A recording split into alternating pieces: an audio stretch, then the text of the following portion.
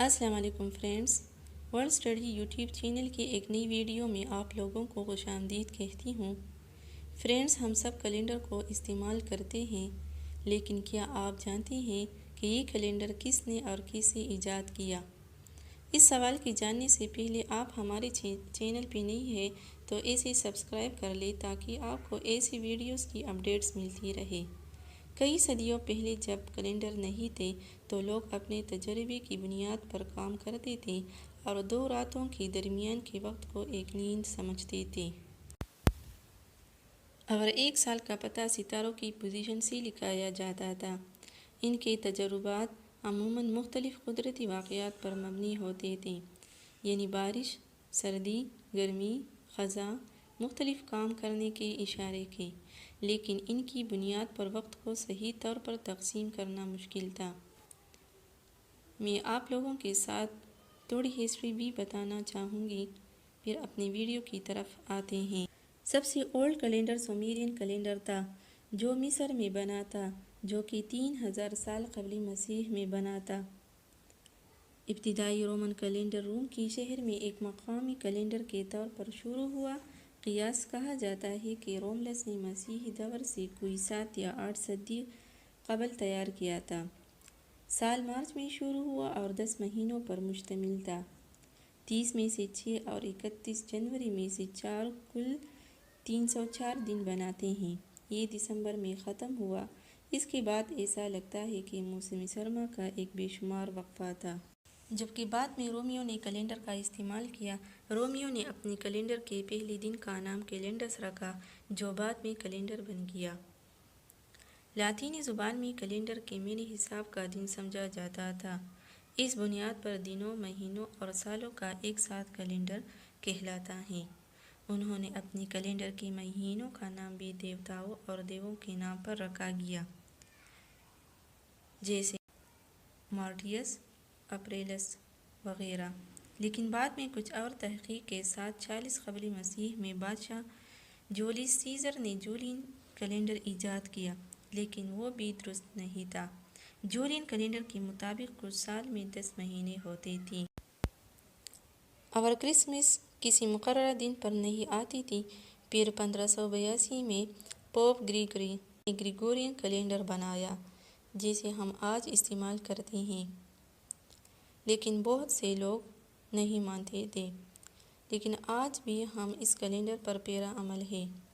اس calendar میں جنوری سال کا پہلا مہینہ ہے اور کرسمس کے گزرنے کے بعد سال دسمبر میں ختم ہوتا ہے۔ اس کے علاوہ اس کیلنڈر نے ہر سال 25 دسمبر کو کرسمس مقرر کیا۔ ہم یکم جنوری سے جو نیا سال مناتے ہیں وہ دراصل گریگورین کیلنڈر کا نیا سال ہے۔ اس کے علاوہ کئی دوسرے کیلنڈر ٹرینڈ میں ہیں، لیکن اس کیلنڈر کی وجہ سے دنیا بھر میں نیا سال منایا جاتا ہے۔ اکتوبر 8واں مہینہ کیوں نہیں ہے؟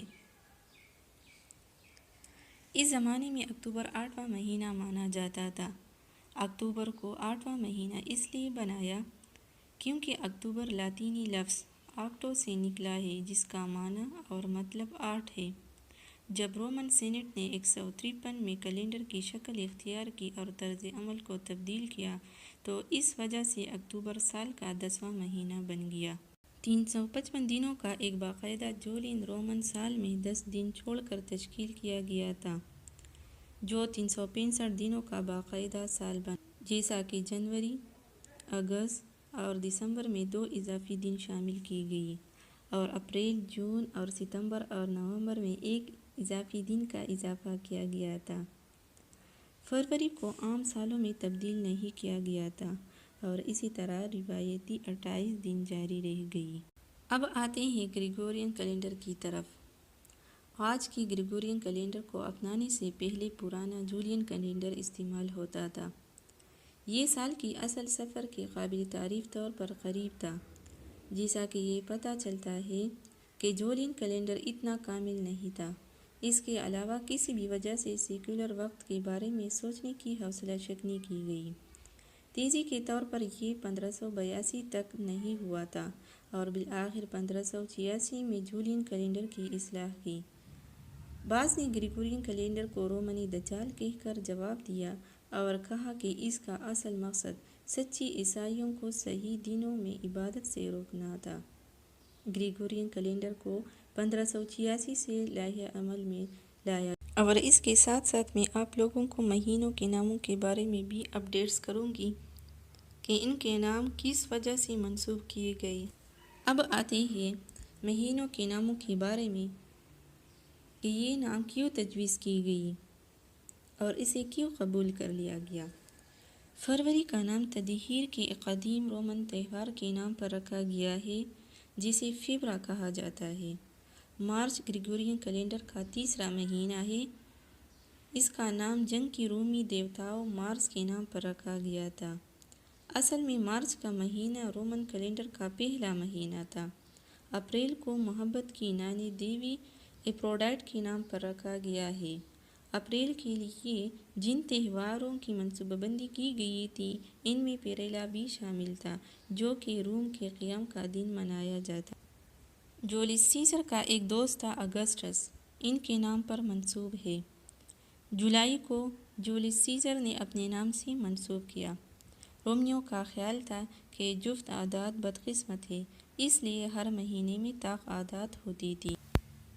اب جولین اور گریگورین کیلنڈر کے درمیان بنیادی فرق یہ ہے کہ جولین کیلنڈر میں ایک اوسط سال 365.25 دن ہے جبکہ گریگورین میں ایک اوسط سال 365.2425 دن ہے۔ گریگورین کیلنڈر ایک عام کیلنڈر ہے جسے ہم فی الحال تاریخ تعین کرنے کے لیے استعمال کرتے ہیں۔ جولین کیلنڈر 46 قبل مسیح سے 1582 تک استعمال کیا گیا۔ Thanks for watching this video. Next time we'll meet inshallah.